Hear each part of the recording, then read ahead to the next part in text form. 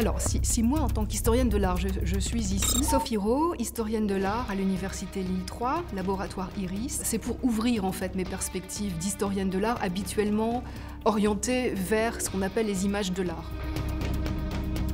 Or, il y a toute une série d'images qui ne sont pas d'ordre artistique, qui sont extrêmement intéressantes à étudier.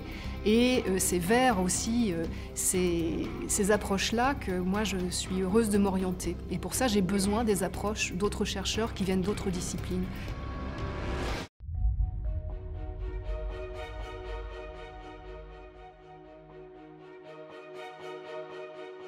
Derrière moi, vous avez une image du pont Notre-Dame, tel que ce pont se présentait vers 1720.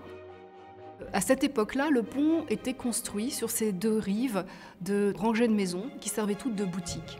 Et donc ce qui est intéressant pour nous, ça va être de proposer par la suite, dans une salle de réalité virtuelle qui est en cours d'installation ici, aux visiteurs de se promener de manière virtuelle sur le pont Notre-Dame et découvrir l'impression que l'on avait à circuler dans cette rue, puisque finalement on ne voyait pas la Seine quand on était au milieu du pont, et de voir à quoi pouvait ressembler un haut lieu du commerce de luxe à Paris au XVIIIe siècle.